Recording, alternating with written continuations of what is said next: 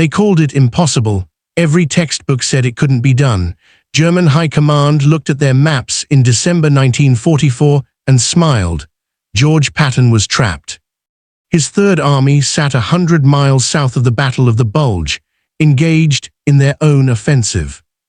To wheel 90 degrees north, disengage from combat, move 250,000 men through winter storms, and attack within 72 hours. The Wehrmacht's finest strategic minds calculated it would take at least 2 weeks, probably 3. Patton said he'd do it in 48 hours. The Germans literally laughed.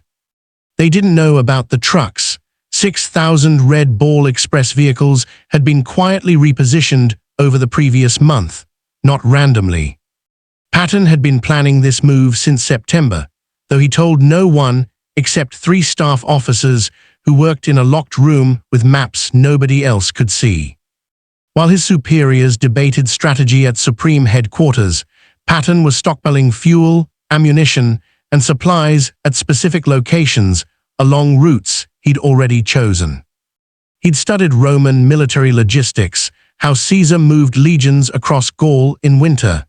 Ancient history became modern warfare doctrine in Patton's mind, and the trucks were his legions. German General Hans von Luck sat in a farmhouse near Bastogne on December 21st, drinking ersatz coffee and reading intelligence reports. He'd fought in North Africa, survived the Eastern Front, and considered himself beyond surprise. The report stated Patton's army was redirecting north. Von Luck wrote in his diary that night, a diary discovered in his grandson's possession in 2007, "Let them come. They will arrive exhausted, disorganized, without supplies. We will crush them in detail as they stumble into position." He underlined the word exhausted 3 times. But something was happening on those frozen roads that German reconnaissance couldn't fully comprehend. The 6,000 trucks weren't just moving troops. They were executing the most sophisticated logistical operation attempted in the European theater. Each vehicle had been assigned a specific load, a specific route, a specific timetable calculated to the minute. Fuel trucks arrived at designated points exactly when tank columns needed refueling. Ammunition convoys met artillery units at crossroads with shells already sorted by caliber. Medical units rolled into positions where casualties hadn't even occurred yet, but Patton knew they would. The operation had a nickname among the men who drove those trucks, though it never appeared in official records. They called it Patton's Miracle Run. Mostly black soldiers, the Red Ball Express drivers had been driving supply routes since Normandy. They'd been ignored by historians, overlooked in dispatches, treated as invisible by a segregated army. But Patton understood something his peers didn't. These men were the best drivers in the entire Allied forces because they'd been doing the impossible every single day for months. They knew how to coax dying engines through 1 more mile. They could navigate bombed roads in darkness without headlights. They could make trucks run on fumes and prayer. German intelligence intercepted radio traffic and grew confused.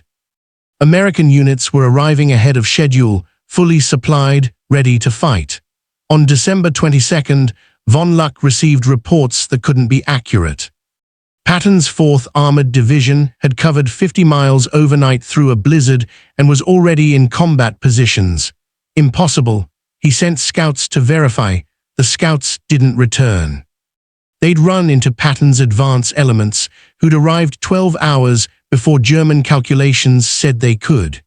In Bastogne, surrounded Americans heard a rumor on December 23rd. Patton was coming. The Germans intercepted this rumor too and dismissed it as propaganda meant to boost morale. They had Bastogne encircled. Relief was days away at minimum. But that afternoon, the distinctive sound of American tank engines echoed from the south, not scattered reconnaissance units. Entire armored columns with full infantry support, artillery already pre-registered on German positions. Supplies streaming behind them in an endless convoy of 6,000 trucks that never seemed to stop moving. Von Luck stood outside his command post as American artillery began falling with precision that suggested forward observers had been in position for hours. He finally understood. This wasn't a hastily assembled rescue attempt. This was a planned operation that had been ready to execute before the German offensive even began. Patton hadn't reacted to the Battle of the Bulge. He'd anticipated something would break the stalemate and had prepared his entire army to move as a single instrument the moment opportunity presented itself. The trucks made the difference. Not tactics, not brilliant generalship alone, but 6,000 vehicles driven by men whose names appear in no memorials, whose service was barely acknowledged by the army they served. They drove through conditions that grounded aircraft and stopped normal supply columns. They drove 72 hours straight, sleeping in shifts while their trucks kept rolling. They delivered victory one load at a time, while German generals stared at maps, trying to understand how the laws of physics and logistics had been suspended. By December 26th, Bastogne was relieved. The German offensive was broken.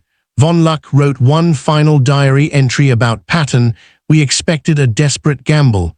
We received a surgical strike. We will not underestimate the trucks again."